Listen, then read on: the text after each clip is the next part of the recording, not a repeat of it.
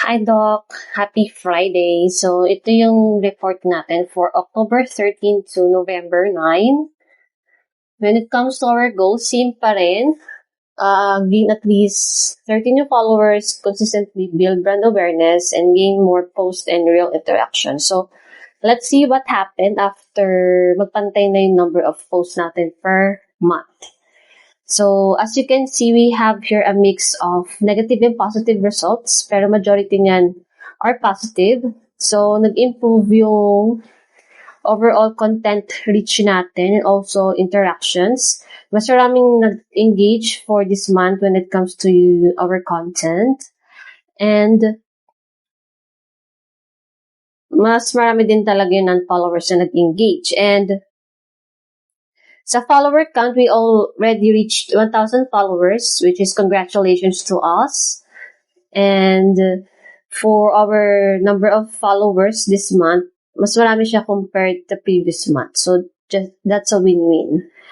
And here, ang content distribution natin, 4 reels and 1 single image. Okay.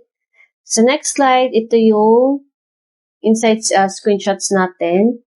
So, as you can see, interestingly, mataas yung na-reach ng ating static image this month when it comes to views or reach.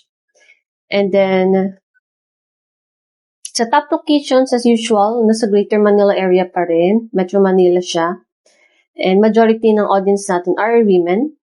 Most active times, as usual, 6 p.m. pa din.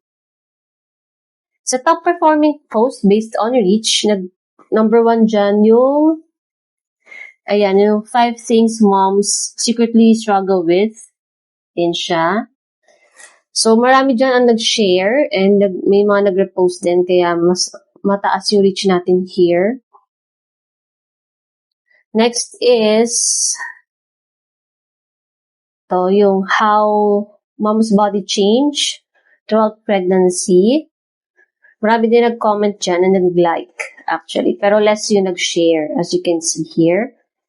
And the third one is yung the truth about vaginal odor. So, siya kasi, interesting siya and intriguing topic. So, may dalawa din nag-share and may mga nag-comment din. Ayan. As you can see na we also reach yung Explore tab and the Reels tab. And same in here. Yan, nakarating tayo na Explore page ng mga people and sa Reels tab. Same here din. Ayan. And then, when it comes to interactions, number 1, yung body transformation for pregnant women, followed by 5 things moms secretly struggle with. And lastly, yung pre-self-care reminders for busy moms. So, marami din nag-comment siya. Overall, nag-improve yung content reach interactions natin this month and we'll still hit our monthly follower growth. And for this month, interestingly, single image format natin perform best when it comes to reach and interactions. Your audience still loves to engage and watch your educational and relatable content. And the topics about pregnancy performed the best. For this month, yung top performing pillars natin is different from the previous month, which are the educational and empowerment pillars. So, relatable kasi siya to moms. Ayan. And our content with relatable, intriguing, and question hooks performed well.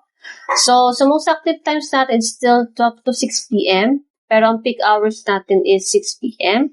For our next strategies, continue lang natin yung pagpo-post ng content about PCOS, pregnancy, and mom journey kasi your audience loves this. And then, by next year, we'll be creating more bikini lightening and laser hair removal services as ito yung main services mo before. And I don't know if there are changes, pero please let me know if there are changes sa main services na in-offer mo right now. Then continue using top-performing hooks as usual, and when possible, you can also invite other doctors to collaborate with you to increase our reach and engagement. And for our reels, we'll just keep it really short. So, ayun lang naman actually, Doc. If you have any questions or concerns, please let me know, and we'll just hop on a separate call discussing your goals for next year. So, ayun lang. Thank you so much, Doc.